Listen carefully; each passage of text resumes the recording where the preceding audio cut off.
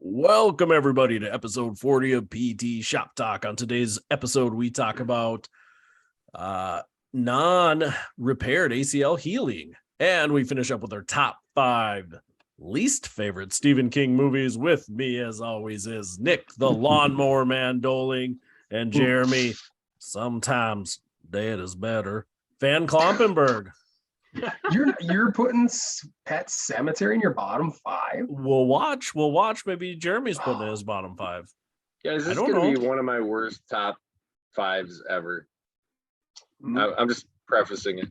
Oh, that's great. The worse your lists are, the better, I think. Yeah, I think this is fun. As we said a few weeks ago, I think bottom 5 or worst 5 is more fun anyways, because then we can just have some laughs and kind of crap all over stuff rather than I try to talk like we're critics. I always go back to your like songs that don't hold up well list, which was just like 5 songs Casey enjoys list. So I like it. I like when your lists aren't good. You guys still like that Limp Bizkit? Air raid version, yeah, I'll go with it. Is there an air raid version of Eat You Alive? No, there's just the one version that nails it every time, Nick. Yeah.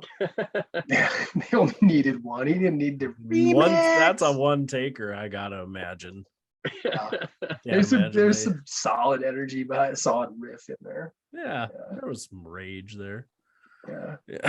Just don't listen to the lyrics. There's some songs like that. Mm-hmm. So we talked about that. Separate art from artist and maybe from message sometimes. Separate the harmful emojis from the safe emojis. So the thumbs up. Yeah, the thumbs up is no good. Yeah. You got to take it out of your repertoire now. I hear they were talking about that on the radio too. I know you sent that article and they were talking about. Do you guys think the fist bump's still cool? Like the fist bump emoji? Like, can you throw that out? I don't use it as an emoji. I never use that. Is that what that means? Like somebody puts a fist? It's supposed to be a bump? No, when I send it to you, it means I'm gonna hit the shit out of you. When I send it. Well, that's how I interpret it. So we're safe. Oh, okay. But that apparently, thumbs up is like a harmful emoji. Yeah, I've never thought of that as condescending. It's very interesting. Email, text, how people. It's fun to see how people inflect what they believe. The intent of the messages. I'm sure you guys get it, but I get it, from staff all the time. Corporate will send an email out and they'll be like, "Can you believe how snarky they were?" I'm like, "No, they weren't at all. They were just asking you to do this." Like, it's very interesting how people are like, I don't know why there's all this attitude about, this thing. And it's like, there was no attitude. They just said, hey, this wasn't done. Period. It's very interesting. And then staff will get that back and forth too with Teams messages. Like they'll send me a screenshot of a team message from somebody else. And they're like, what do you think of this? And I'm like, I don't know. It's just a question. Maybe it's good that they're at least they're getting a second set of eyes on it. Maybe. Yeah. I think that part's good. Like, hey, is this what I think it is? Are they really shitting all over my idea? Well, I've had staff at this job and my previous job both times where like we kind of had to end up having the rule where like you send me the email first before you send it out to everybody. And it wasn't meant in a bad way. It was just like, hey, you want to shoot that out to me just because you feel like there's this messaging on the emails you're getting. I just want to make sure that's not coming back out the same way. So they've always been pretty receptive to that too. Be like, hey, does this email sound okay? I'm like, yeah, that sounds fine. Like, I mean, especially if there's like a little bit of a damaged relationship there between a few people, it's probably wise, Correct. Get it smoothed out. Yeah. But that, I think it's funny. It's such a snapshot into our time though, right? Like you just said, just because certain people are going to interpret an emoji a certain way, they're like, we need to stop using it. We need to stop it. Well, especially when it's like pretty universally being like, hey, a thumbs up means, okay or good. Or, whatever. Yeah. It's not much different than the okay sign, which I guess now is not appropriate either. That's not bad. 3% or whatever. Can't use that either, I guess. So I don't know what we're down to, the fist bump, I guess. Well, I'll still use the thumbs up. I mean, and part of it, like you said, it means okay, or it's a quick response. Like on my phone, I think it's just, you know, how you pull up, it has everything's so smart nowadays. It kind of defaults out to some of your most recently used or most commonly used ones. So it's just so quick to do that. And I know somebody out there would probably be like, oh, you need to take the time and think through your response, maybe. So wouldn't you say like it depends on the person, right? Like there's some people I get that thumbs up from, and you are like, yep, that's snarky. But like most people, I don't ever feel that way. I think really no. I've got who's snarking like you with the thumb? Who's giving you the bad thumb? Oh, give me an man, example. just like my friend group, like just like from college, we're just at each other all the time, right? Like you can't, like you just watch what you say because you're gonna get jumped on for it, like in a good, fun, but that's fun, way. Right? But it's like when you get that, you're like, oh yeah, that's sarcastic, right? Like it's not mean spirited. It's just like there's sarcasm behind that. Yeah. But to assume that with every thumbs up you get, it's just see, I crazy. only get it like in person. My wife gives that to me sometimes. Like, hey, I forgot I have a meeting tonight. Can you get the kids? And she's like, yeah, I sure can. Okay, well, we can infer that, right? Because she's right in front of you, right? Yeah, but I've never gotten it even from a text from her when I'm like, hey, can you pick up the kids? She hits me with the thumbs up. I assume she's cool with it. But juxtapose that with a moment in which you're on the phone, right? You're so naive, hey, Casey. You're able to do that, and I live in a very happy world. She just give you like, hey, okay, I got you, right? Like it can mean something totally different. So I get what you're saying. Where I was going to agree with you, Jeremy, though. Okay, I've gotten this one time. It's been a while, but like, if you're, yeah, maybe a couple times. But I get what you're saying. Where if it's something, let's say it's back at work, and you're messaging somebody on something like, kind of maybe a little bit more serious, right? Like, hey, we got to make sure we're handling this issue right.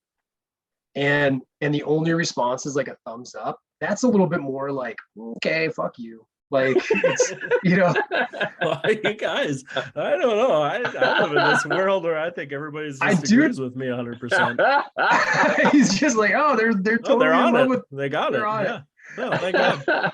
They send me like the dog poop emoji, and I'm like, oh, they think I'm the shit. This is cool. Like, that was a great idea. Yeah. So I'll give a general example, but yeah, it's still general, but yet still specific. So it's like ahead of somebody's like quarterly one-on-one, and it's just like, yeah, just make sure you cover like, this deficiency we talked about, right? And it's like a thumbs up.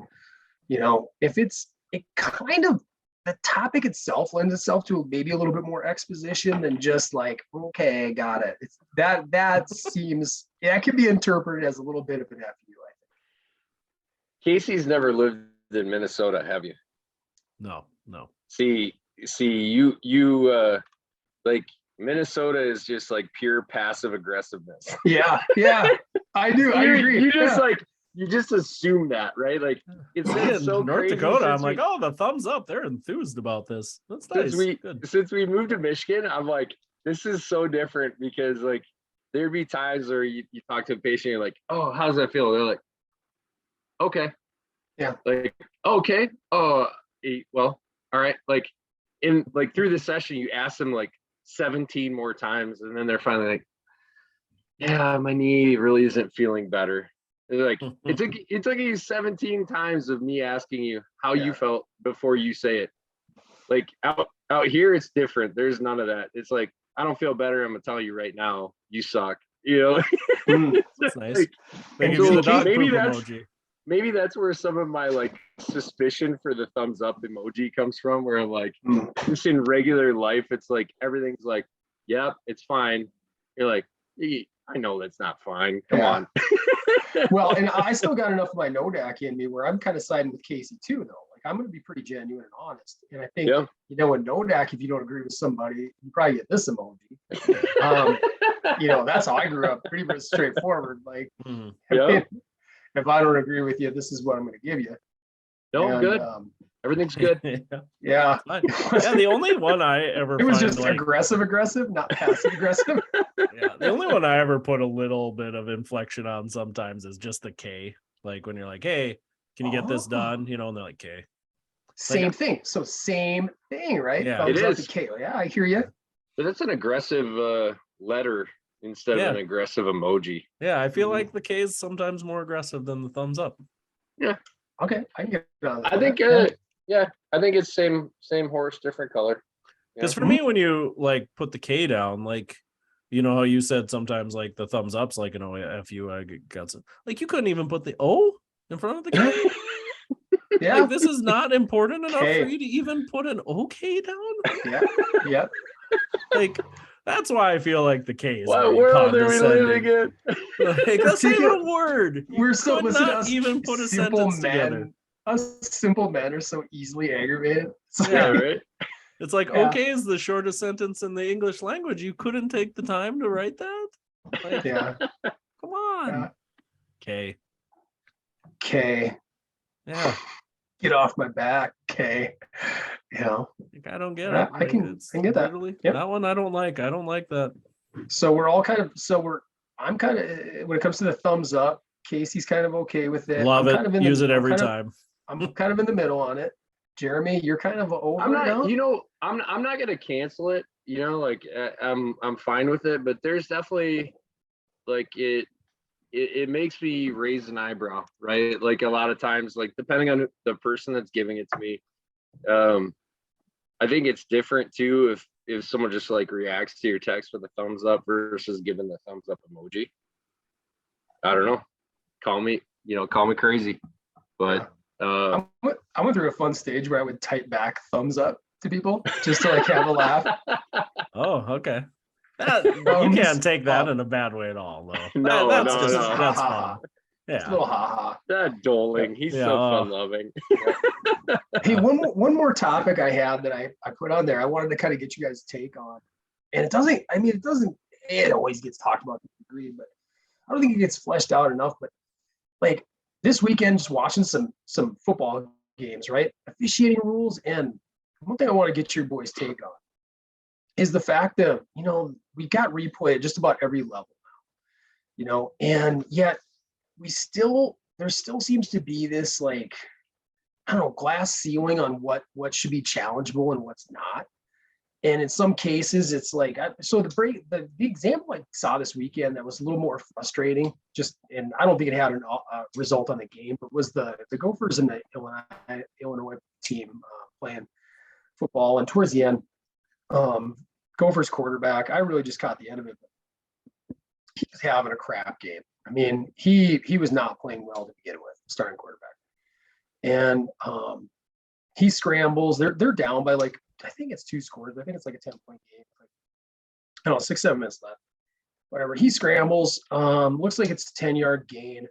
And he gets smoked on the play by 2 defenders. And one guy you could see and he gets knocked out in this play. And one of the defenders, like on the replay, smokes him in the head with his fist, right? Comes in and just drills him on it. So he's laying there like, out, and the team's attending to him. And when they come back from commercial, they're like, oh, it's being reviewed, right? And they're talking about they're reviewing the spot, right? Because they want to see if they initially gave him, first down, and they're going to review maybe short. And they bring on like Mike Pereira, who's now doing that for the Big Ten and whoever else. And they ask him, they're like, well, and yeah. And he's like, they say, is this, you could see now on the replay, this defender came in with a fist and like, takes an illegal shot to the head, which is, kind of an illegal blow anywhere. And they're like, is that reviewable? And his answer is like, no, I can't. But to me, the bigger issue is like, why can't that be reviewable? I want to get you guys' thought on that. Like, if it's going to be, if we're going to try to take like player health serious, and you saw that reflexive approach the NFL took last weekend following the Tua stuff, where they're throwing flags on sacks, where guys are getting like wrapped up and taken down, and they're throwing a flag. Aikman called out another one on Monday night where the dude initiated contact at the waist and then fell to the knee, and they still threw a flag on it. And Dean Blandino in that case is like, no, it shouldn't be a flag. He's like, I'm just going to leave it at that and not mention dresses and all that stuff. So what's your guys' take? Like, if we're going to, my question really, if we're going to open up the book to replay, open up shouldn't it all be reviewable? I'm not saying add more challenges, but shouldn't you be able to like review a significant play? Yeah, I would agree with that. I think opponents of it would be like, where does it stop, right? Like, again, maybe it's just that like you can review anything, but you don't get more challenges. Yeah. Because you don't want to get into a baseball situation where you're going, all right, now a football game's taking 4.5 hours. Like, No, you that's don't want that. not palatable. But at the same time, like with the advent of like the New York review booth, like it should be like boom, that boom. should be right. Like, yeah. So on that note, dude, why in the NFL do guys even go under the hood anymore or look at it? I don't understand, because doesn't New York have the final say on a lot of that stuff? I know the final 2 minutes they do. I think it is just the final 2 minutes. Is it? They should just have it all be centralized. That's a good centralization. Just yeah. Casey, Yep. Take the emotion out of it. Yeah, You're right. Yeah, I think it's tough because I think you'd have to change it a little bit. So, you can only do one challenge a half or whatever, but if you get it right, you get your challenge back. I think that puts you in a weird situation, because I do think you could probably call holding on a significant amount of plays, pass interference on a significant amount of plays. Yeah, but so are you that gonna slow use the it, game down. But are you if you only have one challenge, like you're gonna have to make that choice, right? Like, but that's what I mean. So if you got your challenge correct, you wouldn't keep giving them challenges back. No, you get two, right? No. Isn't that the rule right now? Like, you have 2 challenges now. It's just if you get it right, you keep your time. If you get it right, then you get it. Basically, you can have a third. I mean, I think that's kind of how it works. Yeah, for some reason I thought you got your challenge back if it was correct, but you do like the first time. But then after that, like you still, I think you max out at 3 total per game. And I would be okay with that then, to go, yeah, all right, 3rd and long, just completed a 15-yard catch, but man, that left tackle was holding our guy the whole time. I want to review that play. I do. I wouldn't mind seeing a little bit of that be reviewed, because I mean they miss a lot of that too. Mm-hmm. And it's pretty blatant. And the players would probably play a little better football. Yeah. And everybody knows offense has gotten so kid gloved lately that, he can do whatever you want. I mean, those linemen are holding. I mean, I watched the Bison Jacks game, and there was a ton of holding, and that I don't think they called it once in that whole game, both sides. To the point where it just it takes away from the game. You got these guys getting these monster holes and forever to throw the ball because you're just letting these kids. The thing we were always told: don't get your hands on the outside. I mean, our left tackle did that to their DN right for like 5 seconds, right in front of the ref, and he's just looking. I'm like. And sometimes you're right for us. Sometimes it does, like they will throw it when it's blatant enough. There was a play in like the 3rd or 4th quarter of the Vikes game against the Dolphins where I don't remember which guy it was for the Vikes, but he was getting right by and he just about had Teddy like smoked. And this dude for the Dolphins like just stays on top of him and yanks him down and lands on top of our defender, like belly to back. And they complete this massive, it's like a 15-yard connection that Teddy does. And I almost couldn't believe it when they actually threw a flag on it when they brought it back.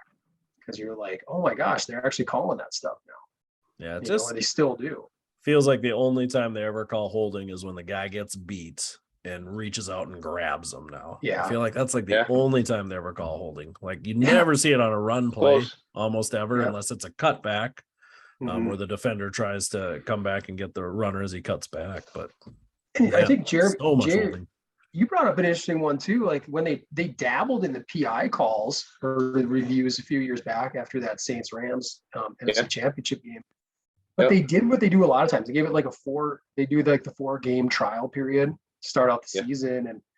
And it didn't really, they were like, it's not really changing anything. So they got rid of it again. And I'm like, but I still think that's a great thing to at least be able to challenge in key moments, because it's the way they do it as a spot foul too in the NFL. That could be like a 35, 40-yard penalty. I mean, that really matters. Well, and when you say there's like a little bit of proof of concept, just like the fact that they use like Mike Pereira, right? Like he makes a call before the refs do every week. What do you think? What do you think, Dan? What do you think, Mike? Okay, yeah, this is what I'm seeing. What's always funny This is when he's wrong though, or I shouldn't say when he's wrong, but when they disagree or they say something different, and then he's like, "Well, I don't need, you know, that's why I don't do it anymore." He'll say something like that. Well, and like some of that stuff's tough, like the targeting, those kind of things, because there's some intent sometimes too. I think that Yeah. gets put on stuff a little bit. And everything looks a million times worse in slow motion, like frame by Yeah. frame. Yeah. So some of that's like, and sometimes you almost wish they just did full speed review and said, it still looks good on game speed, I think targeting is the one thing that the NCAA does better than the NFL. Like I think they handle those replays. They're super fast because they've already thrown the flag, right? Yeah. And then they review it just to see if the guy's got to miss like the first half of the next game, be ejected. Yep. And they come back on those things really fast, and they can basically figure out, hey, did you go helmet to helmet, or did we miss something? Because some of those violent hits, to the opposite effect, Casey, when you watch them live, you're like, oh shit, like that was nasty. And then you watch it in slow mo, and you're like, wait a second, that was shoulder to shoulder. Yeah. But it seems so fast and so violent. You're thinking, oh, it's got to be helmet to helmet. So I think that's one thing the NCAA does better. I just think that idea, hey, we can review a spot and we can, challenge that decision making, but we can't challenge the decision making on like a big PI in like fourth quarter. Yeah, I would agree. Open it up to everything. Give you 2 or 3 in the whole game. You decide which ones you want to challenge, which ones you don't, and live with that choice. If you want to just throw them all away right away, that's your call, Or if you want to wait and there's never any big plays, well, that is what it is. You made that gamble. But sometimes I know the NFL was supposed to make a key for this year was like running backs and receivers lowering their helmets to make contact and getting penalties on that. But boy, I haven't seen that at all. Well, they don't do it either way though, right? I mean, if as long as you're moving with the ball, they talk about player safety, but dude, if you're a running back and you've taken 3 steps, you're fair game. Apparently you can just get your head freaking drilled on. But if you're a receiver who's just putting 1 foot on the ground, then you're completely protected, Yeah, I think that's asinine, I guess. It is funny, right? Like, I don't know how much you can totally protect yourself if you're running and somebody, like, if you're running 20 miles an hour, they're running 20 miles an hour and you go helmet to helmet. Man, that's pretty violent.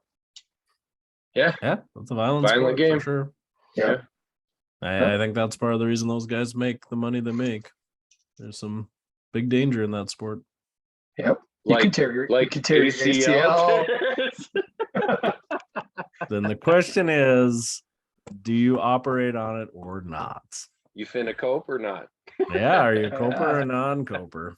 And that's what we're going to talk about. Main topic today. Just saw some convo on Twitter about it. I kind of wanted to pick your guys' brains on it. I don't see like a ton of ACLs. It's just not my practice. More chronic pain. Saw a little bit more when I was younger in smaller town. So I guess first question for me now, do you guys see many people elect not to have ACL surgery? Nope.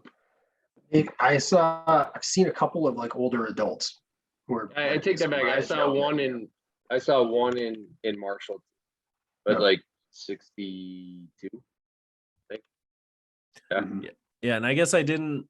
As I looked through the research, I knew we weren't going to do like an article review on this, so I skimmed it. Nick Doling did a little bit more. I read the abstract or the conclusion. I love it.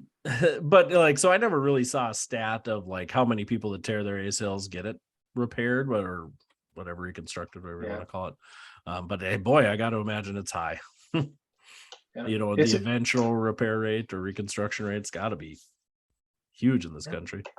I think that was a very cool thread, and I thank you for sharing that. I don't do Twitter, but I can still access those threads and stuff like that. And going through it, there were some people sharing some very interesting slides, anyways, and screenshots of different articles, like titles, articles. Yep. And I thought it generated some good discussion. You had a little bit of dissenting opinion, like a couple of counterpoints on like, hey, people who wanted long-term functionality did eventually have their repaired. And they showed that people who did not, somebody shared a graph that showed like, I think it was 3 years, at 3 year point post injury, like functional levels for people who are copers were much less, significantly, statistically significantly less. So, I mean, it was kind of a little counter, and I can respect that, where you're showing, hey, at least this study's showing this and this study's showing that. The only problem is you can't really break down a lot of the bones of the study, though. Yeah, I know the one big study was on like early intervention ACL repair versus therapy with eventual ACL repair. You know, and I guess they posted that article to say that the therapy group with eventual ACL repair, 50% of the people in that study chose not to have ACL repairs after going through therapy because they felt fine. But then they said, you know, statistically, the analysis would say early ACL repair has better function than late ACL repair. You know, which has to make you think. But here's the thing on that study, as I actually did read through it, a limitation there was it was a 2-year lookup. So they had people that had therapy for 6 months and then went down the road of getting a reconstruction afterwards. When they did the 2-month follow-up, there was a lot of people in that late ACL reconstruction group that were still in therapy after the reconstruction. Yep. So it really wasn't necessarily Apples to apples, you know, you guys know how ACLs go. I mean, if you get somebody 2 months after, 3 months after an ACL repair versus somebody that was 2 years after an ACL repair, their function's not going to be the same if you give them, you know, just a patient specific outcome measure. So that was a little misleading, I think, looking at that. So you're saying, and just to clarify, you're saying that those post-operative, like their intake for the post-operative patient is going to be much, much lower. So their overall functional change is going to be more significant. Is that what I'm hearing from you? What I'm saying is that their functional assessment was done at different points of their recovery phase from an ACL reconstruction. So they did 2 years after you enrolled in the study, not 2 years after you had your ACL reconstructed. Right. So you're just in different timelines of healing. Yeah. So if you said, I'm going to be an early ACL reconstruction, which was like 85 people out of the 167. Yeah. Okay. Now I see what you mean. Right. So at 2 years, you're now, you know, 24 months after your ACL. Yep. Whereas if you were in the other group, you might only be 8 or 9 months. 12. ACL or 12 months, depending on how long it took you to go through. So I just think that's not a fair representation necessarily. I mean, some people feel pretty good at, you know, 9 to 12 months after an ACL, but I think a lot of people continually feel better that next year as they get really confident in it. But yeah, definitely. I mean, I'm only a little more than a year out of mine, and mine was different, but still a pretty significant one. And you know, I feel better now than I did 3 months ago. I'll say that. Yeah. You know, I mean, I continue to notice differences there. So, you know, I'm kind of with you on that. I think it is a little apples to oranges. Yeah, and I have to imagine even at a year out, you still know it though, right? But I'm guessing at 2 years out, hopefully you're like barely ever think about it anymore. You know, even if you still have deficits, you've probably moved beyond them. Like it is what it is. I'm happy with it. It's, you know, I'm functioning how I want to function or whatever. Yeah. I think that the killer point to it was that, you know, the comparable MRIs that Meekins posted, that was very interesting how was that 3 years later? It was correct? At 2 and 5. Was that what it was? 2 and 5 year follow-ups, where the actual ligament had repaired itself. Yeah, and it looked nice surgery too. And I think some of those studies they did on it found that the non-op naturally healing ACL felt a lot better for people too. That's just so interesting. That's kind of 3 months later, was it not? Oh, I'm gonna pull it up. So it said nearly 60% of torn ACLs spontaneously heal without surgery. In the pic that he's got, it's ruptured ACL, fully healed ACL seen 3 months later. And I think that was maybe the exception to the rule a little bit, but yeah. Anyways, like, yeah, I just like I pulled it up on Instagram, but anyways, he's talking about like the protocol that they're going through with the cross bracing trial, immobilization, restricted movement, and then, saying, hey, one, you can have a really high level of function even without the ACL. Two, doesn't necessarily prevent OA later, which is always a big argument. This is why you got to get it repaired. I don't know. It was like, that was an odd thing. Like, I don't recall in PT school, maybe I just wasn't paying attention. I don't feel like we talked a lot about copers versus non-copers. Yeah, if I'm gonna be honest, I just assumed everybody that tore their ACL had Get a surgery. reconstruction. I didn't think there was an option, if I'm gonna be There honest. was Right. And that was more of a thing, like, honestly, like in the ortho residency, that like it like sticks out in my mind. Like, but then they talk about too, like, when you talk about like success for an ACL repair, like the stats we were given, like somewhere between 6 and 20, low 20s% can re-tear. And then you go, is that successful? Right? Like, is that a successful surgery? But then the thing that I can't ignore in the whole thing too is like your timeline, like age-wise, right? Like I think obviously, like, again, Nick, it's a different scenario with a quad tear versus an ACL. But like, if you were to have torn your ACL now and you go, hey, I'm late 30s, early 40s, like I like to be active, but like, let's see what happens, versus like, I'm 16, I'm getting recruited for a scholarship, right? Like, Mhm. 6 months is a big window of time to be like, okay, now I might have surgery after. What I was going to add though, I actually, when I was in PT school, we went to CSM one year. Yeah. And I sat in on a breakout session on You were a better And- student than me. it just You seemed didn't go really to a exciting. single breakout session. I didn't huh? go to CSM. Oh, But what they covered there, which was really, really cool, were their subset, as I recall, involved a couple of, a few high school seniors that were awaiting scholarships, and they didn't want it to get out. They tore their ACLs. They wanted to be able to finish their seasons in a conservative manner and not risk that loss. I do Wow. remember that distinctly. One was a wrestler, one was a basketball player. So it was very interesting data that stuck out to me all these years later. But it's odd to think that would be a loss in this day and age, right? Like, an ACL repair is so common. Like, it's not a career. it's like a Tommy ender, John like surgery at this point. right? Yeah, Correct, it's yeah. not a career ender. It's like I'm gonna be back in 10, 11 months. I'm gonna be good to go. So Yeah, it was 2 and 5 years on that study. Sorry, just to Okay. interject. Yeah. 56% at 2 years and 58% at 5 years. So likely if you didn't heal at 2 years, you're probably not going to heal. But Yeah.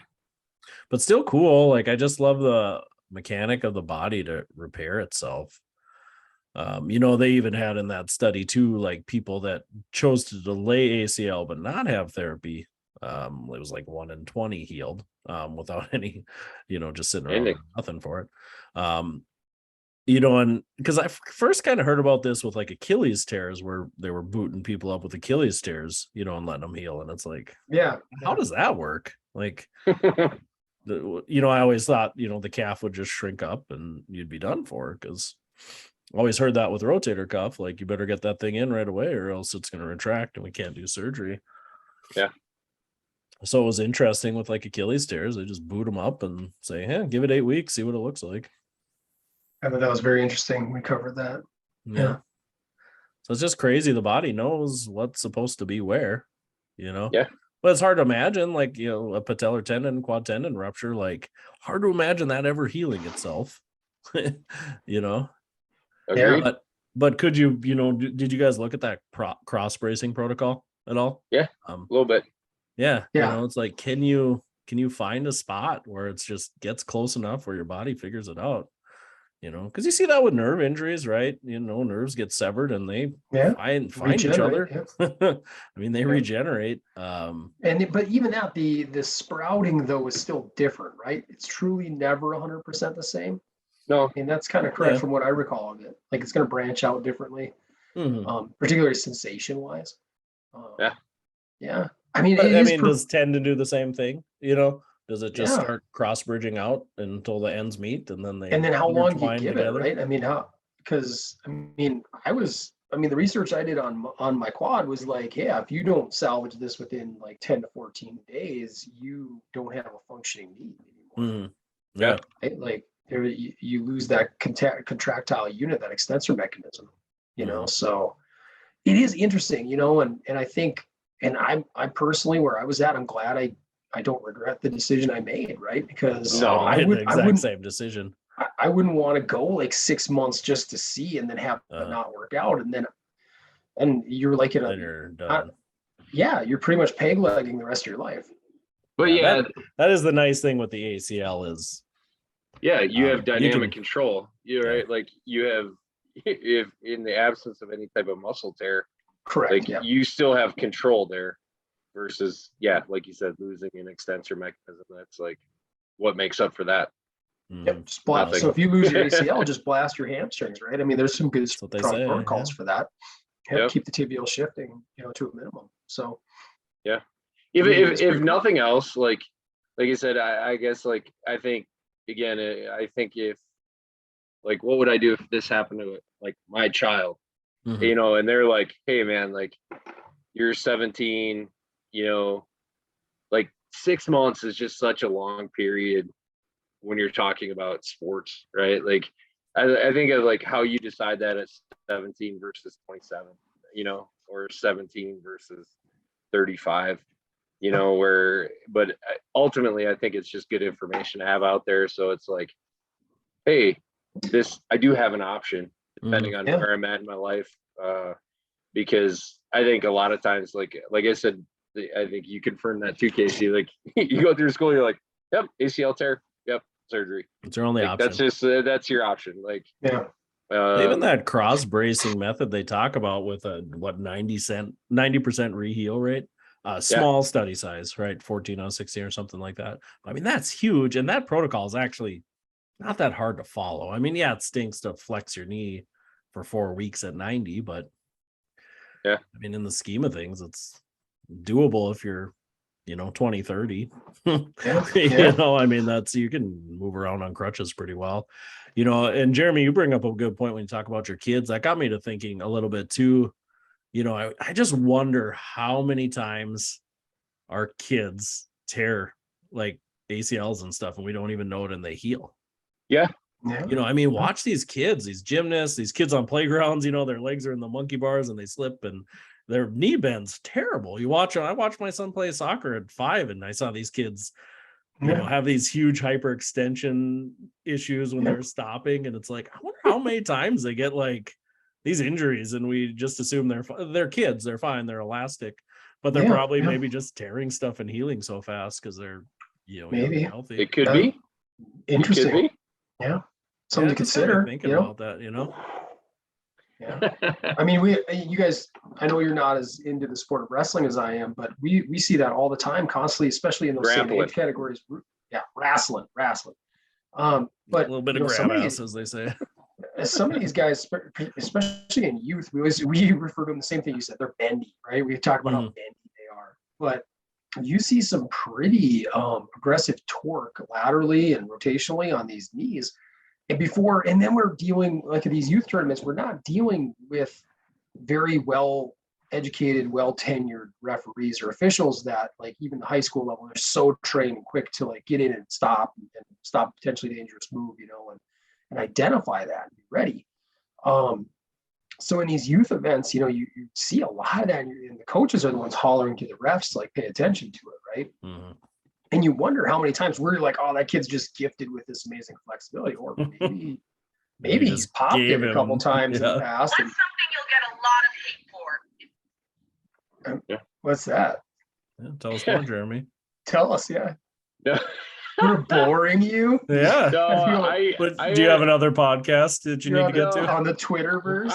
I'm giggling because me kids, I had those slides pulled up on Instagram, and I laugh because there's one like he always talks about not doing silly bullshit, and there was dry needling, and then it took me back to our court case, and Yeah. Nick's like, whatever, let's throw this out. But Hey, no, Nick, you're probably right. I mean, how many of those bendy kids did we maybe make bendy? Yeah. You know? Yep. And then you watch them maybe, and the other piece to that is I think I always analyze movement quite a bit, you know, and when you're like taking kids through conditioning and you're trying to, or even just train them as athletes, we talk about the kids who just look a little uncoordinated, you know, and they seem a little goofy. And you're like, you know, maybe they've sustained some stuff that their body's in the healing process because they don't, you know, maybe they had pain in a moment and then they got back to life and it didn't really bother them anymore. But Mhm. now they're just kind of a little loosey goosey. Yeah, it's know? funny, you know, you just assume with kids that like, well, they can walk on it and it, you know, it doesn't look horrible, so they must be fine. My coach told me to rub dirt on it and I was fine. Right. You know, I mean, Yeah. how many, you know, youth kids, I'm talking pre-puberty kids that are in sports. I mean, how many times they take a bad hit and like go get an MRI? Like it's not that But common.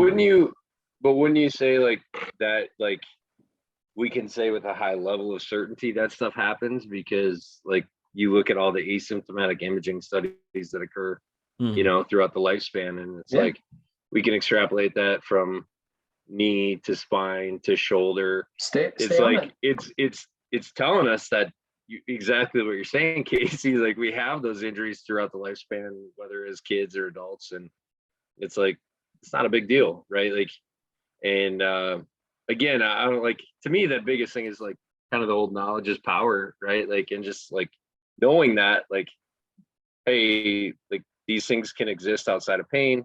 Hey, these things are more normal than we think. Hey, we don't need to have surgery for everything. Hey, even if we do have surgery, there's chances of re-tears. So is that success, right? Like, and that was like, that's what I came back to too, like back to the whole ACL topic is like, man, like we always think, hey, I got my ACL repaired, I'm good, right? But I feel like 1 out of 5 people has a re-tear. Is that a successful intervention? And like we still deem it so. I mean, I would say 80% like, of the time, that's okay. you know, it's like, is that successful? You know, just good things like for people to know, good things for parents to know. You know Yeah, that I hey, like hope this can happen nobody to your kids. I hope nobody listening to this all of a sudden gets their 10-year-old an MRI on their knee. That was not the No, point of my it's conversation. the opposite. Yeah. Well, are you saying that they have ACL tears? Well, maybe, but it doesn't matter. Don't go get an MRI. I'm sorry. I probably just ruined the world. I didn't mean to do that. No, I don't. I think everyone knew where you're coming from, and I don't know. Like that's what I'll tell people too. And I know we've talked about it ad nauseum on here too. But it's like I try to have those conversations with everybody in the clinic at some point in their plan of care. Just like so, you say like, hey, yeah, like we used to think this stuff was like crazy bad, and it's pretty normal, and that's okay. And again, not necessarily that it changes that person's plan of care, but you know that hey, if I'm talking to my sister or my brother-in-law or my kid or whoever it is, that you can at least have that little tidbit to say like, hey, you know what, I heard this one time, maybe we go down this route, you know. So yeah, I pulled off a infographic.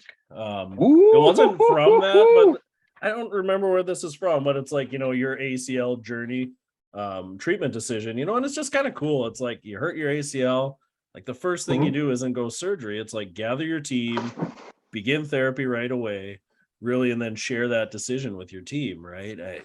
Do you need to get back to sports as soon as possible? Okay, yeah, no, maybe a repair is the best thing for you. Is your knee unstable? Is it, you know, bending backwards? Is it slipping every time you walk? Yeah, go get surgery. If not, man, there's options, right? Like, so I think that's a cool infographic too, just to say, hey, gather your team, take a breath. Like you don't have to determine your plan of care tomorrow. Again, like we said, the good thing with the ACLs is you can sit on them. I mean, you're just going to put something else in there anyways. There's, you know, not tissue you're necessarily worrying about dying off or retracting. But like you said though, you know, if we've got, you know, besides the, you know, guys that go to CSM and sit in breakout sessions. Yeah, Besides those overachievers. guys- I was besides those guys, sold. we got other Go to PTs one that are going- conference. we got other PTs that are going, hey, like, yeah, you tear it, you go get it repaired, right? Like, and so like, then what do we expect from the general public? yeah. So it's just again, it's probably just a great message for our profession. Wow. To again just evaluate the advice that we're giving too. Especially since this stuff is so fresh. I mean, It this is pretty dang new. this research, so it's going to take so long for it to get out in the old healthcare zeitgeist. I And heard especially when it gets 17 to years. orthos. 17 years from the time that like new research gets into like clinical practice. That's wild. Because what percent of orthos, if you're going to take, Jeremy, if you're going to take a 17-year-old male athlete, blew his ACL, say he's a junior, blew his ACL in basketball, his goal is to get back for a senior football season. Yeah. How many orthos is he going to go see that are like, you know what? There's some new evidence out there that if we just brace you for like 4 weeks, 6 weeks, it might grow back on its own. Should we take that chance? Yeah. And it might feel better and stronger. It's like, oh yeah, you tore your ACL right there. Here it is on this MRI, and we're gonna go in. We're gonna fix you up tomorrow. Yeah. Yeah, and It's I mean, hard. and again, that's not It's gonna be hard that's to not overcome. always bad advice. I'm not here to crap on Correct. surgery. Correct. There's definitely cases where it's applicable, but yeah, even talking, 17 years. I mean, geez, the Copers and non-Copers study for ACL was, I mean, that's got to be close to that old, so we're already, Yeah, that would put me back in PT school. I mean, what we were talking about, and I think that it's been out there. It'll continue to grow, and I think it's just nice to have another option, right? I mean, at the end of the day, it's nice to have that. And I like what you said, Casey. Like, it's not like we have to crap on surgery either. I think as therapists, we kind of get a little bit of a bad rep on that stuff too. I just think we need to kind of just have a better algorithm for following, like when it's really the best choice and when it's maybe not necessarily recommended. Yeah, Did you guys saw that he had that on there too? What's that? What's that? Oh, they were saying a screening system. So they said the screening system was if you have a confirmed ACL rupture with no other ligament or meniscal injury, you have full pain-free range of motion, and you have no joint swelling, and you have 70% quad strength, and the fifth was you have the ability to tolerate hopping within 2 months of your injury. That's pretty good. So they kind of use that as a screener to say, is surgery required or not? So that's kind of, again, like gives you some tools. You talk 17 years, and that was from Fitzgerald et al. In 2000. Yeah. 22 years. Because that was like that original like determination of Coper versus non-Coper and what it would look like. Yeah. So 22 years.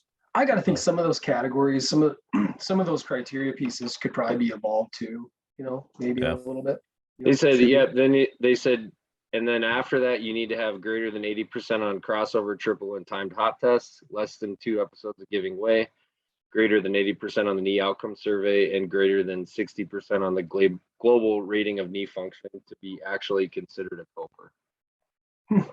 Yeah. I was just talking with a PT student this last weekend at tailgating, and he was talking about being excited. We're going into knees in school, and he was talking about he's big into ACLs, and I was like, it'd be cool to do some research where you really dial in an algorithm to say who's accelerated ACL recovery, who's normal ACL recovery, who is like kid glove ACL recovery, and have at X weeks determination, because you could slide laterally if you needed to. I don't think it's fair to say somebody's an accelerated ACL protocol candidate day one and then leave them in that silo the whole time without reassessing that. But you could even put this in there now and go, after tear, if you hit these markers at 2 months, if you hit these markers at 6 months, like just keep going. You're on the right path. Or do you need to slide over to repair?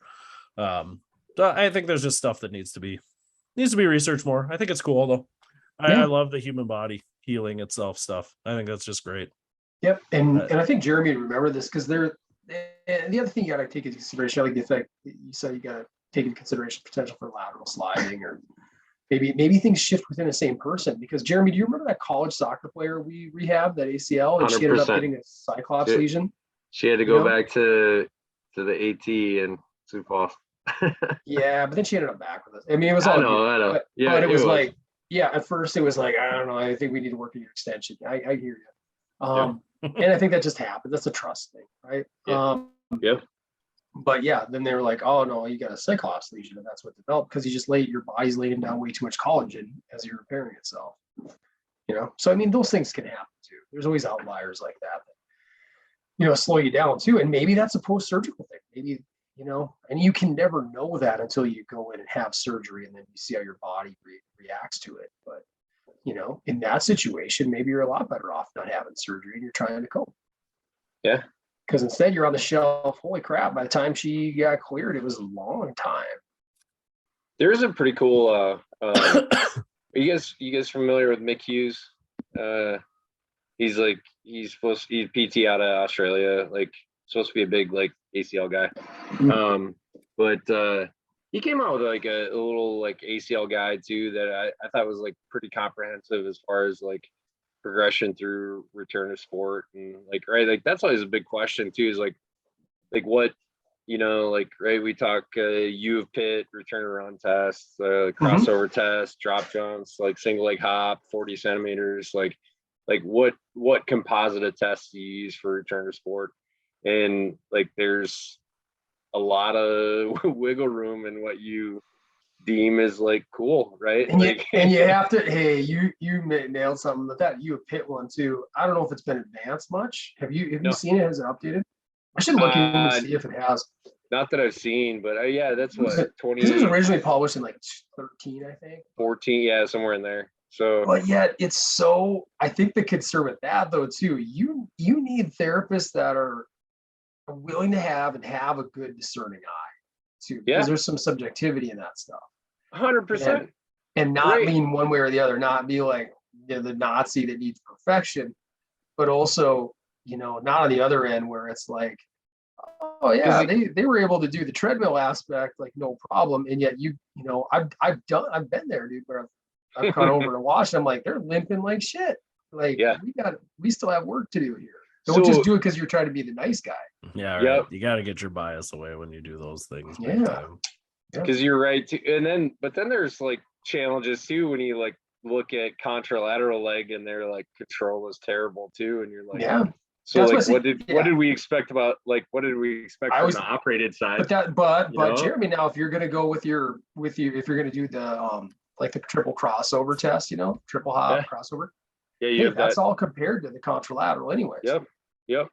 And then I get into it too, where I'm like, being a basketball player growing up, like right-handed basketball player, like my left, I can jump like crazy off my left foot, but not my right. And so you look at that and you go like, how do you corroborate that in terms of like 90%, if my left leg is within 90% of my right, but usually my left was 120% of my right. It's challenging. You're right. Like, that's like the point where, protocols and things like that can only take us so far. Like we're still called to be clinicians. That's a guide. And that's part of that. But per our conversations the previous few weeks, that's kind of the art of what we talk about that still needs to exist. Like the science just isn't there because there's going to be the differences between patient to patient, but it's dynamic. You got to meet the patient where they are too. And like I said, I'm also not a favor of that movement Nazi that's got to see them for 45 visits till they're like, perfect and they got immaculate, movement going on bilaterally. You know what's not perfect? A lot of Stephen King King adaptations. These following 5 Stephen King movies. I love that you segued. I never get to do it. I wanted to. I love it. That's great. Oh, good. No wonder you guys do that. That's nice. Yeah, it's fun. It's fun. I got to do that at work today too. Look at these skills you're developing on this pod. Segue at work. Yeah, top 5. The opposite of our list last week. The top 5 worst or least favorite Stephen King movie adaptations in our humble, honest opinions. One piece of criteria, I mentioned this last week, really briefly passing, but these have to be movies you've seen. You've actually had to see these. You can't just, Jeremy, You're pushing me here, man. you can't just Google Stephen King lists and then go by IMDb scores. Man, I didn't have time to watch 17 movies this week, man. I didn't I either. told you you're pushing Jeremy, I'd give you a pass. Casey just Not wants a to hear movement whatever Nazi. list you're I'll give you one of slapping these, Jeremy. because I can't wait to hit on one of mine and then hear your response to it. But Jeremy, do you want to go first this week or?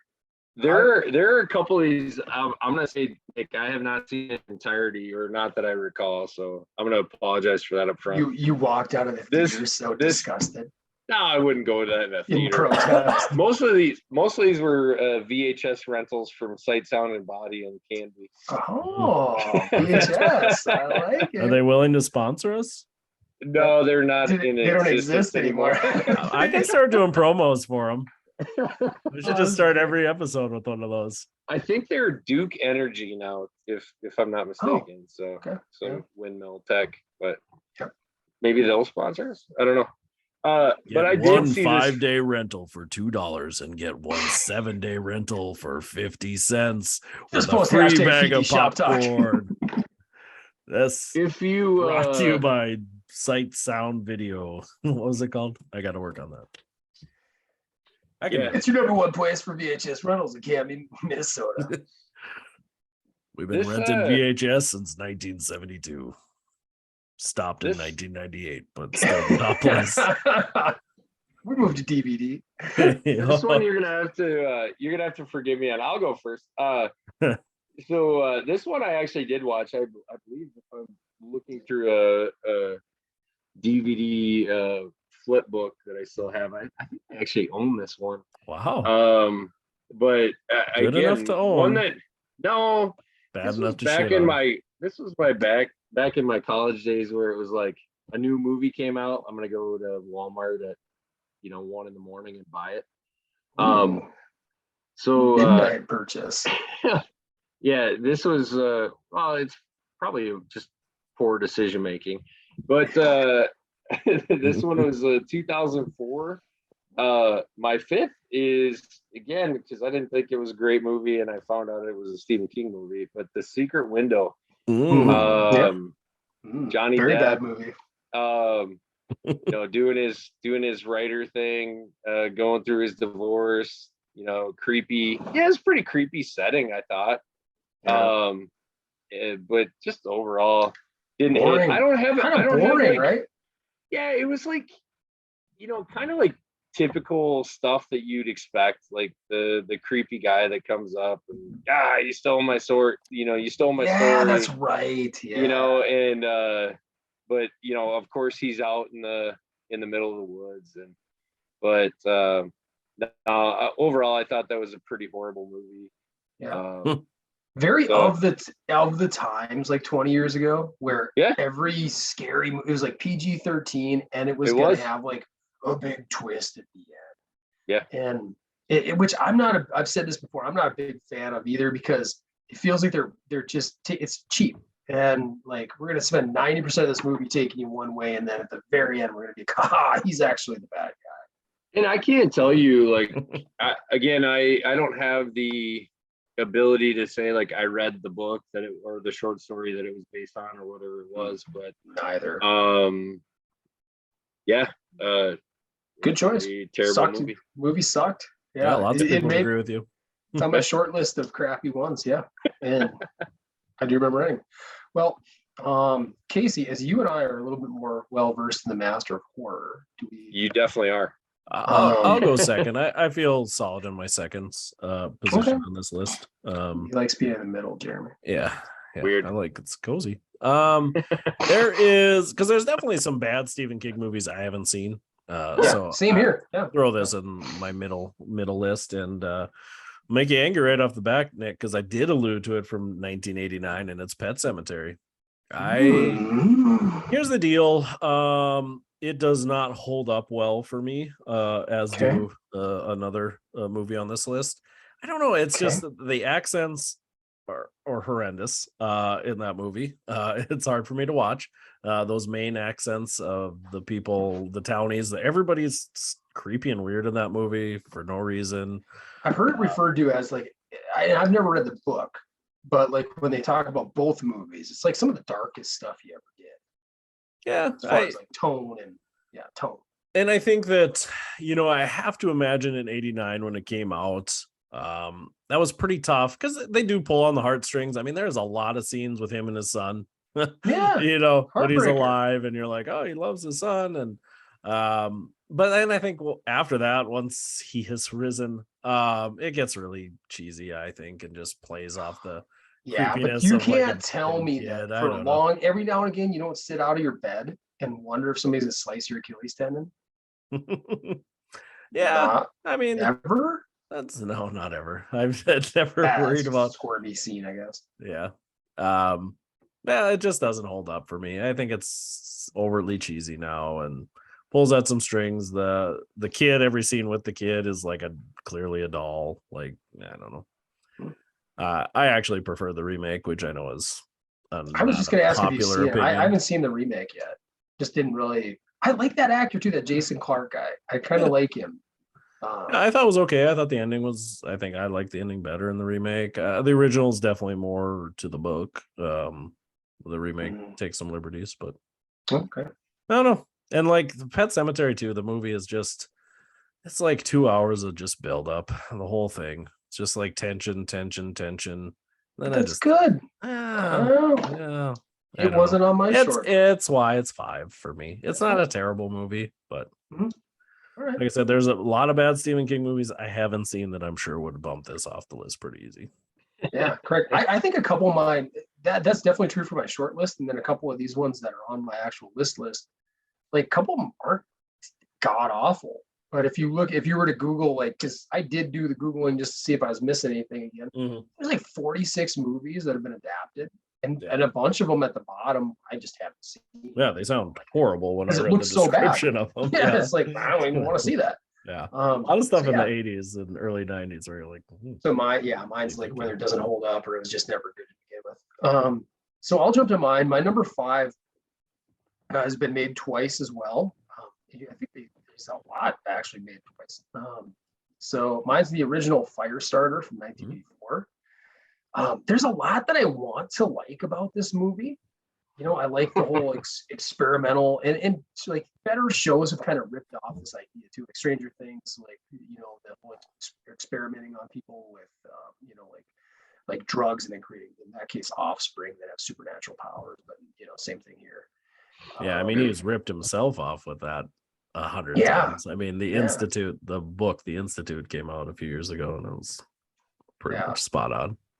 And I think I don't mind David Keith as like an actor, but he's again, you mentioned accents. He's messing around with like a Southern accent, and it doesn't work. It actually makes him seem like very humorous. I mean, it's kind of funny to laugh at some of it. Yeah. The only reason it's not higher for me is that I do believe George C. Scott is amazing as Rainbird in this movie. He's like the one redeeming thing as like the assassin who tries to get close to her. And he's so good as a villain, and I enjoy that part of it. But the rest of the movie, like the scenes with the fire and her creating fireballs, it sucks. I mean, those things don't hold up well. The effects are bad. Drew Barrymore, I know everybody likes to look back fondly on Drew, but I mean, she wasn't great though. I mean, some of it's, I don't know, it doesn't fit. Kid actors in the 80s sucked. They were all overrated, I think. I didn't think about that before. Kid actors nowadays knock it out of the park compared to those. They're probably, they're little shop kids from their parents. Their parents are grooming them at like the age of 1 to be a thespian. Well, it's working, Nick. Yeah, it is. These kids are better actors than most of the actors in the 80s now. Yeah. So that's what number 5 true. Is Firestarter. The 80s, they sucked. Goonies, right? It's like all time though. Yeah. I mean, there's a few. Brat Pack. What about the Brat Pack? I suppose they're not kids. Yeah, they weren't kids though. I think of pre-puberty kids. Chonk. Yeah, and even Flight of the Goonies, I think Navigator. Goonies was more of the charm of Goonies than it really was the acting of Goonies. Oh no, that was You're spot on treading, you're acting. treading on ice, bro. So final thing on Firestarter, I guess the remake that came out earlier this year is even worse. And it almost makes me want to watch it more, just to see if it's that. I kind of want Zac Efron to like do something good, but apparently he's just not right now. So, Jeremy, how about you with your number 4?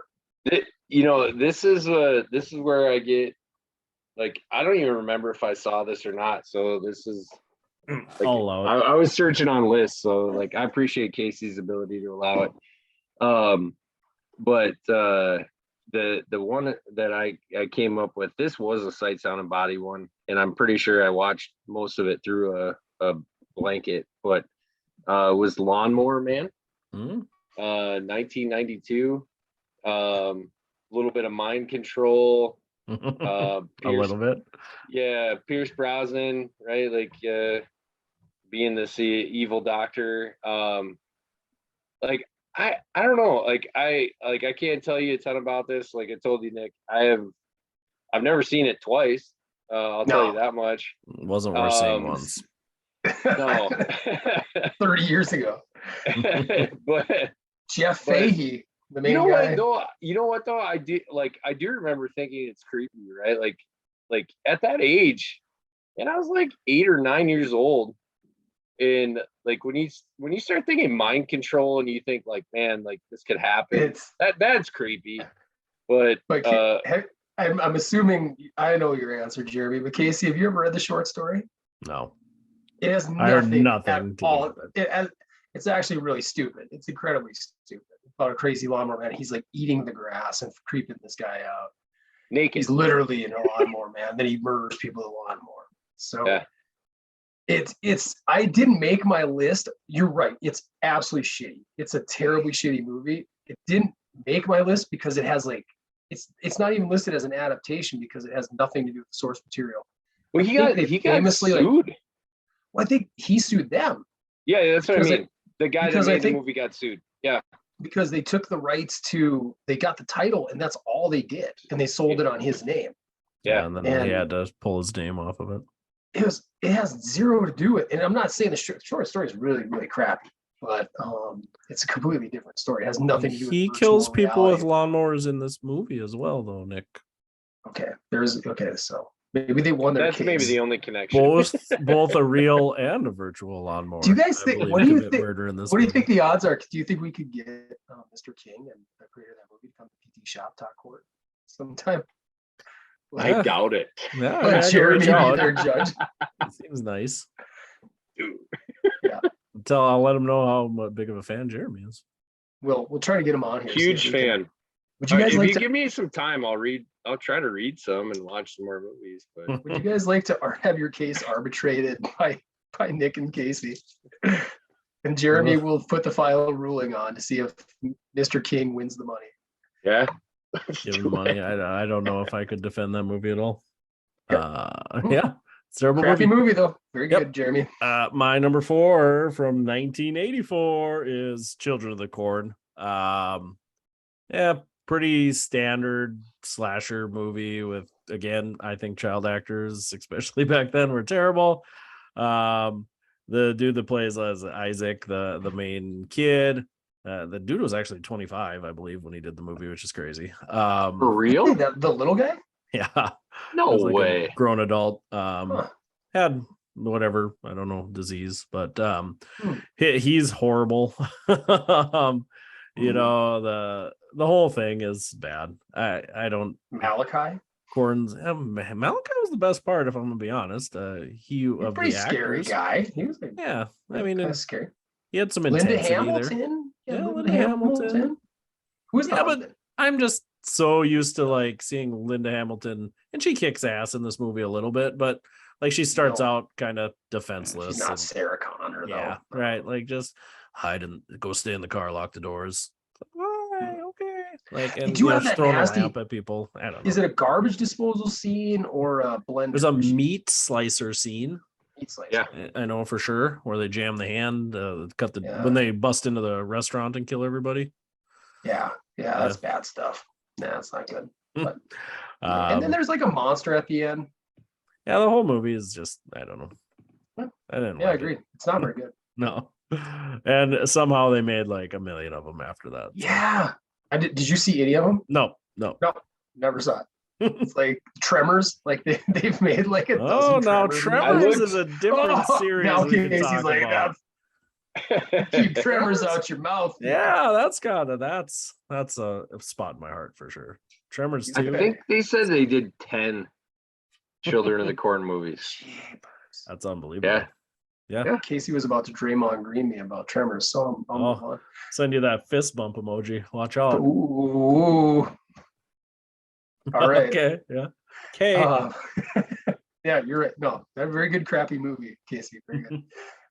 My number 4, I've been waiting a week to say this. I'm just going to jump in. Dark Tower from 2017. It made my list this week.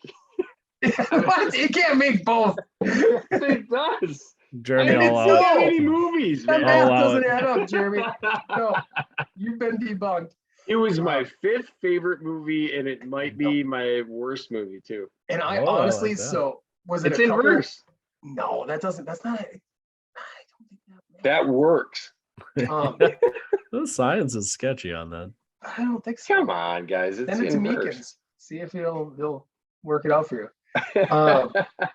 So I honestly had this. I was pretty positive it ended up in my worst adaptations before last week's list. So when Jeremy mentioned it, It was my I 5th had to favorite. I had to bite my tongue a little bit. The one you did mention a couple of good things. The actors involved are good actors. Typically, Idris Elba. I don't think he's great in this. I think he's done a lot better. Matthew McConaughey, I do think he does a very strong job as a villain, and I think it'd be cool to see him do a little bit more of that. I think he really sunk his teeth into it. Now, with all that said, the rest of the movie, you could tell they just didn't know what they want to make. That's and as we said, Casey, I said 13 books. I'm not sure if it's fully 13 or what, but It's gotta be close. they took a lot of elements from this and they condensed it down. I looked it up again yesterday. It's like 93 minutes long. I mean, you're cramming a ton of stuff in there, a lot of big ideas that just needed to be fleshed out, and it just doesn't work. It's too rushed. It's sloppy. And then, as I mentioned too, they took this weird idea of basically creating a sequel to a movie that's never been made before, but it's a sequel to these books that came out. So, I mean, the audience alone right there, it's like, it doesn't make much sense to me, So that's my number 4, Dark Tower from 2017. Yeah, very confusing. I've read the books and I still know what the movie's about. So yeah, I think it's just lost potential. And again, in Jeremy's defense, if I knew nothing of Stephen King, I probably would think it was an average to slightly below average movie because the visuals are cool. There's some scenes like when he's gunslinging. Those are pretty cool scenes. Yeah, you're right. Yeah. But I just sat frustrated the whole time. So don't the kid's parents get killed by McConaughey and his guy, and it's like he's over it super fast? Isn't it kind of like okay, I'm moving on? That doesn't fit. He didn't like his parent. He liked his mom. He didn't like his stepdad or whoever it was. He's okay. Yeah, all that stuff from book 2 that they tried to jam into a movie about book 1, and I don't know. Yeah. The Gunslinger, the book alone could have just been a good movie. Flesh that out a little bit. Should just do what they're doing with Dune. Just kind of break it out, try it, nibble it a little bit. We're gonna try it, and if it works, then we can make more. You got great actors. Let them just act what you have. I don't think you need to cram a ton of stuff. Spider-Man 3 all over again. Oh, not a Stephen King movie, but I get what you're saying. Yes.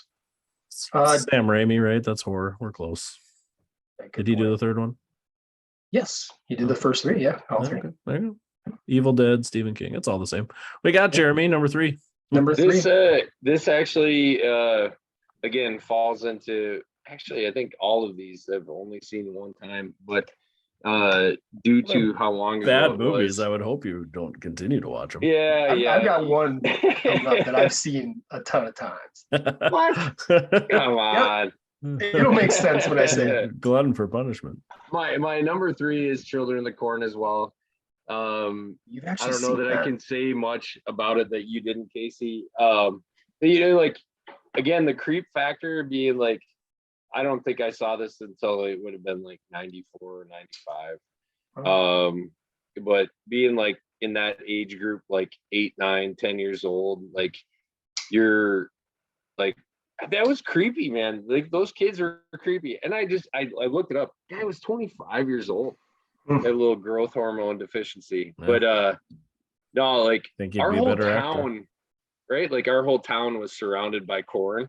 Yeah. So it was same like thing, yeah. kind of this like, So were you cheering for the kids when you watched this movie? no, but at some Get point 'em. you're like, you Get realize 'em. you do realize like how much of your like just the fact that your town is alive is based on corn. And like you're like, Yeah. could this happen? Could there be some weird cult? You know, could, you know, like I don't know. I thought it was creepy. I think kids, especially in those old movies, are creepy. I'm never watching it again. But Yeah. I think all horror movies suck, so it's an easy number 3 on my list. Yeah. I I'm not a guess savant like you guys. I don't hate it as much as you guys maybe, because I remember when we watched it as kids, we went out to a corn. It must have been summer or fall, because we went out to a cornfield and played like Children of the Corn afterwards, and like just try to scare each other like big time. Why? Because it's fun. It's fun to be scared. I don't know. It's fun to get your heart rate up. So one of you had a briefcase and you're running through the corn, and the I don't think others we were are that playing detailed. We just went and murder. hid in the corn and then started like trying to find each other and creep along. That's how you disappear forever. Be careful in that corn. I don't like. He made another movie about like tall grass yeah. or something. That looked Him and his pretty son. Yeah. Yeah, never watched it, but heard it's decent. So I think it was a direct to Netflix movie. I should, and so is that one with Thomas Jane, 1922 or 27 or something like that. I should check those out since we got it and just see if they're any good. Okay. Should have did your homework for the list. I heard it's terrible. Yeah. My number 3, I've been waiting a week to say this, is The Dark Tower. Yeah. I told you it made my list again. You guys, it's a very, very totally disappointing got into movie it. for me. And again, that's more probably coming from being a King fan, so I don't have a whole lot else to say about it. But I was pumped for it because I thought the books had some cool scenes that would be awesome on a movie. I didn't know how they were going to do it though, because there are some of those books that, like Wizard's Glass or whatever it's called, doesn't progress the plot at all for 800 pages. I was like, this is going to be hard to make a movie out of. So they failed right out the gate. So I guess I didn't have to worry about it. So yeah, my number 3, Dark Tower. All right, good choice. Great choice. Super crappy movie. Jeremy, you're number 2. No, number 3. No, Nick, you have a number 3. You got a number 3. Number 3. Sorry, I got our order mixed up. I was so excited to hear Jeremy's rebuttal. Anyways, you did that. My number 3. I'll jump into it. Cuts to from 1996. It's called Thinner. Movie about a gentleman who accidentally runs over a gypsy lady and gets out of it.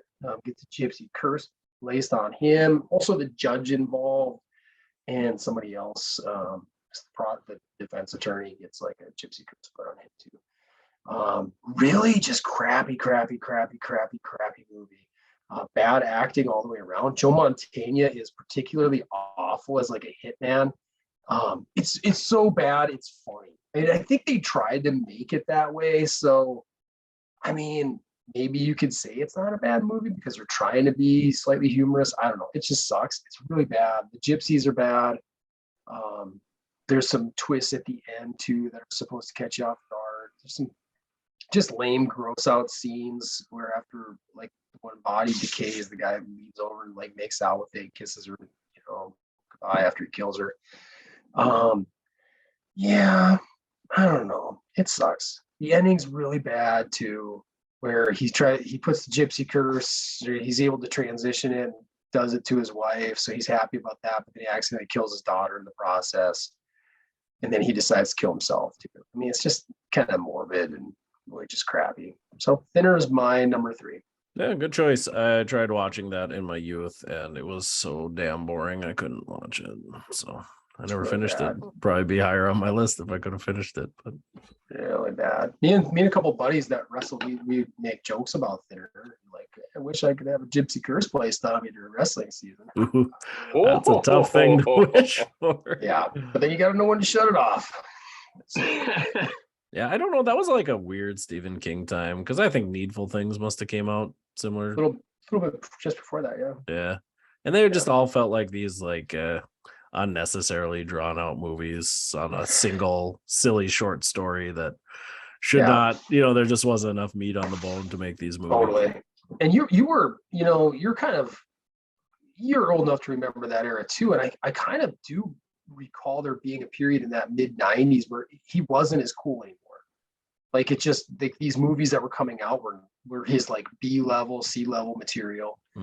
And all the good stuff had kind of come and gone already. He wasn't as popular as in the 80s. He was like super crazy popular and like really early 90s. But what kept him kind of going in that consciousness was like we talked about last week. Shawshank came out like what 94, but he wrote that under his ghost name. So I mean, it wasn't really marketed as a Stephen King, adaptation. Yep. Yeah. Yep. I have to imagine it's a bad movie. We got it too, Jeremy. Well, no, you were just talking about that, like, after us like having this conversation over the last couple of weeks. I didn't watch it yet, but it semi fits with my number 2. Dark Tower. There's like the Mr.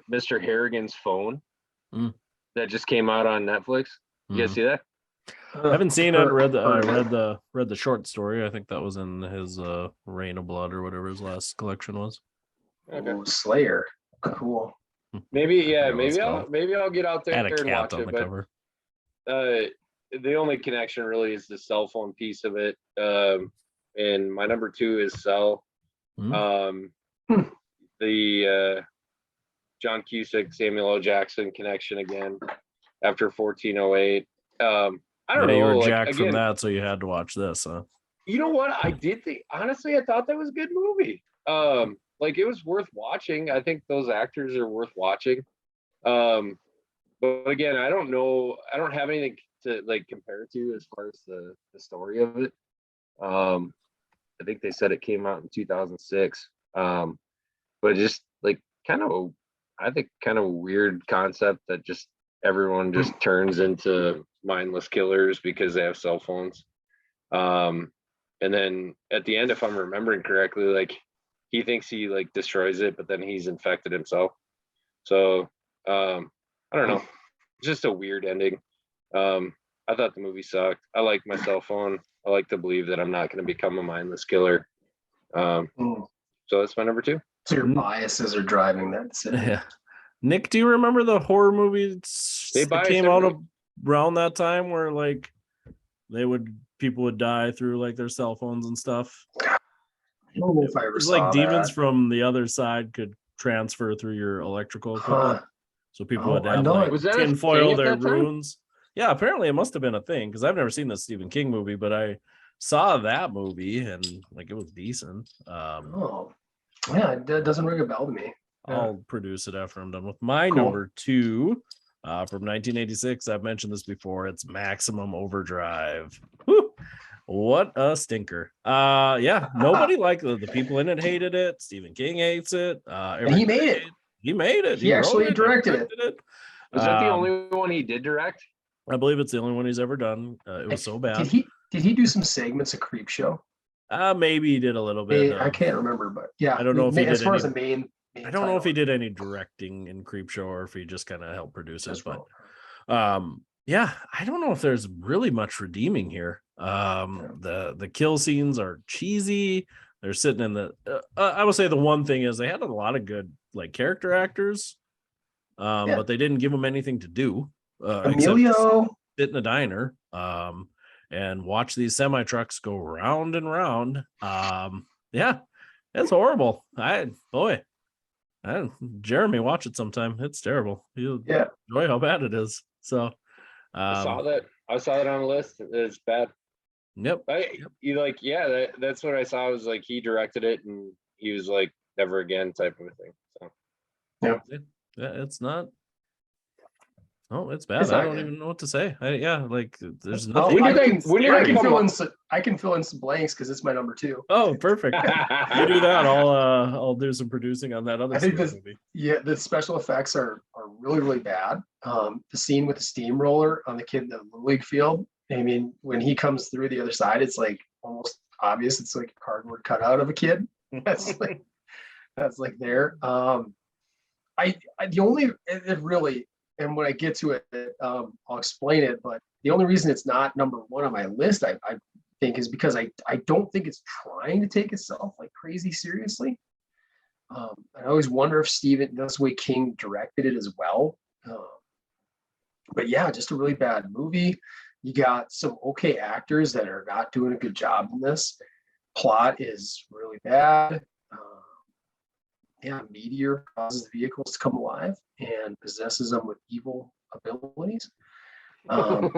Maybe another reason it's not number 1 is the soundtrack. I mean, obviously it's kind of a legendary AC/DC soundtrack, so that probably allows it to live a little bit higher, a little bit longer. But what I mentioned earlier, and I'll hand it over to Jeremy for number 1s, is I've seen this one a ton of times because it's just fun to watch, kick back a few beers, and just like chuckle along with, because it is so bad it's funny. So yeah, it's definitely on a similar scale to like The Room or anything like that, where it's so bad. Have you seen Trucks? Is it based on the book? Isn't there another one? Like another Stephen King one called Trucks? Well, the book, that was the book. Casey said, it's a short story or short story it's Trucks. based on. Yeah. Okay. Yeah. But they made another movie of that too. Really? I'm unfamiliar with in that. 97. I wonder if that's like somebody trying to remake it then. I think it was different, but like, yeah, it's just odd. It's odd that he's got, like, again, I'm not familiar with his work necessarily, but like how many just like inanimate objects, like technology or cars, that he wants to come alive and kill people. Well, it's a cautionary tale, right? Don't be a slave to your, you become a slave to your technology that you make. And he's kind of right on, but yeah, I'm sure that's what he was going for. That is what he's going for. He said it. He said it. I told you, I'm from Nodak. We just cut to the quick. I told him it was a cautionary tale, and they just agreed with me. No, he said that, and actually, that's what, and I think that's where AC/DC got the source material for Who Made Who as a song, because that's all about, like, they're talking about video game addiction, and that had just been a big boom, and it was so cut, like arcades and everything were cutting edge, so it's just like cautionary tale. Nothing. It's not like they're breaking new ground either. People said that for years. With everything to technology, you kind of become a slave to it. Yeah. So maybe it should be like not on the bottom 5. Oh, it should be. Yeah, it's crappy. Jeremy, what do you got? Numero uno. Guys, my number 1 I got bullied into. It's The Tower. I can't believe how bad. I love it. What a switch! I can't believe how bad this movie is. It cannot be your number 1. It is. By that logic, 2 through 4 should have been on your list last week. No, it should. They're inherently better films. It's inverse. No, you're backwards, bro. I can't believe how bad that movie is, and just like how it doesn't connect. Did you give it a second viewing since we talked? Have you read all the books since last week? That's all he's been doing. I read all the books. You went lawnmower man, put the VR on, just pumped them all into your body. Volume's down in Montague this week, Nick, because I'm just streaming or reading all these audibles. Yeah, I've had the earbuds in with every patient. I don't know a single thing they said. You guys are right. That did suck. It's so bad. I can't believe it. So, but you had it as your 5th best last week. But yeah, it can't be your worst. Inverse. It can be no, inverse. not this. I No, because like like I said, I if like that how was the you're case- doing your list, Jeremy. So your number one worst is Was my actually fifth your best. yeah, it's Fifth your best best of the is your worst. worst. But that's See, no, Nick and because I by are that, doing worst of the worst. You were doing best of the worst. You but guys by got that me. logic, okay, by today's logic, your numbers 2 through 5 today should be better than that, right? It's a No, fair no, they standard of shouldn't better be film. because I had my eyes opened by two well-versed Visionaries? Stephen King critics, and now I realize the error Oh. of my ways. All right, I like that. So you're negating last week's list. That one Yeah, didn't yeah. exist. Got it. Okay. So now, we talk about this often, how like over time our top 5 lists would change. Like Hmm. going forward, the Dark Tower wouldn't make my list. I love this. I You love can this. grow. Everybody can grow. Matthew And McConaughey And we're can just send his seeing it hate right mail. in front of us. Yeah, We're that's all gonna good. get That's hate beautiful. tweets. That was like a cocoon to a butterfly. Beautiful. Chrysalis. Love it. Brought a tear to my eye. And you didn't want to do scary stuff this holiday season. See, we made it Look how fun. you're growing. Scary stuff. You could have just been sitting in your happy world bubble. And instead, we brought you to hell. Enjoy it. Yeah. Yeah. Enjoy it. Yeah. Yeah. My number one, I guess a little controversial, as we heard earlier, is the Lawnmower Man. I chose it because it is just so shitty. Yeah, very One of bad. the least favorite movies I've probably ever seen. And it has actually gotten much worse over time. The little bit of redeeming factor it had in 1992 with the computer graphics, where you're like, oh, that's crazy, that's the future, that's gone now. You're like, this is terrible. Maybe the only good thing is like the opening scene where the monkey murders all the people. Hilarious. Other than that, there's nothing. And that's a maximum overdrive. Like, this is so ridiculous. This monkey's got like robot eyes, looking at heat signatures, It was terrorized. taking guns out of people's holsters and shooting them in their dumb faces. It's just Can you believe what that monkey went through though? yeah, they spun him upside down with glasses on. Can you Oh guys my. believe what Pierce Brosnan went through? I can't Part of believe I that, had to be in that movie. you must look back on that and just be like, oh no, what was I He's like, Because this I is a would say little better than Goldeneye, but doing? Goldeye's not bad. It's the Die Another Day. It's probably better than Die Another Day. Because by the end of the movie, Pierce Brosnan is phoning that thing in 100%. But I will say some of the earlier scenes, it feel like he's like, we're making a killer movie here. But then by the end, you're definitely like, oh God, he doesn't even give a shit about this movie at all. Nobody does. I don't. He was on to Mrs. Doubtfire. He was like, I'm checking it out. Yeah. Yeah, so that's my number one. It's a horrible movie. That is a horrible movie. And I see why Stephen King sued to have his name removed from it, because nothing redeeming. Yeah. I would have been better except the monkey. guy eating the grass. That would have been a better movie, I think. Probably like a little bit. Yeah. I'll wrap this thing up because I'm going to stay in the year 1992. And I'm going to talk about a movie that I thought was going to be scary. And I thought looked cool when it came out, and it's bad. It's real bad. And I watched it again about 3 years ago, and it was even worse. It is Sleepwalkers. Movie about shape-shifting bad kind of cat people. There's a really weird, like, maybe it's incest, maybe it's not, involving like the older lady. I don't think they're mom and son, but they're portraying Usually that's themselves not as a mom and gray son. line, Nick. Yeah, it's watch the movie. I mean, you tell me. But I think that they're pretending to be mom and son, but like they're lovers, and they're doing it so that he can lure like virgins in, steal their powers, steal their life force. Awful. So he's like, look at how much I love my mother. Come on over. That was his plot. Yeah, I don't think he meant love in that way, but yeah, something that. Yeah, check it out, Kate. I have that on DVD. I should send it to you as part of like one of these cheap. Jeremy mentioned Walmart stuff. I know somebody that's coming up next week. I'll bring it up. Yeah. I'll bring it up.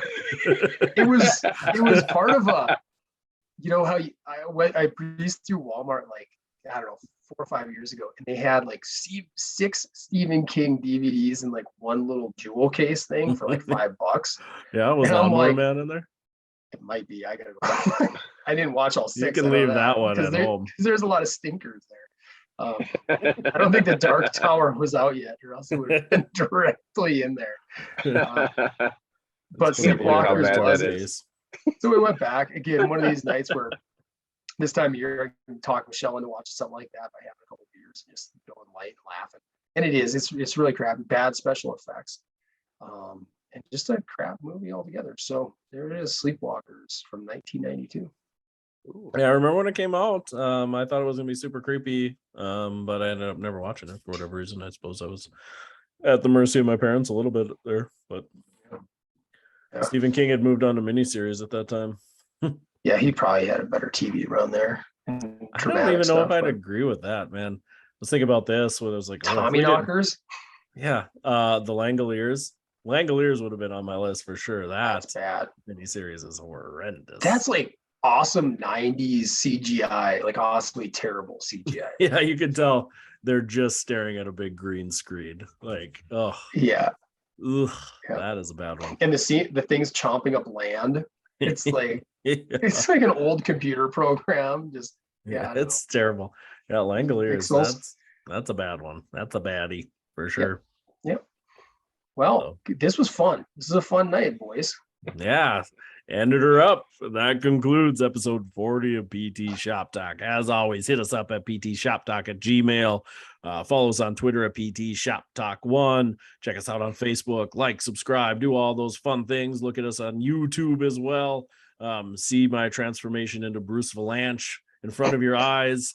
It's happening according to Nick. So every week you'll have to see. It's just fun. He doesn't look just like Bruce Valanche. Thanks for putting that just like modifier in front of there. I'd like to point out, I think I look nothing like this. Until next time, everybody, I'm Casey Hansen. With me as always, Nick Doling and Jeremy Van Kloppenberg.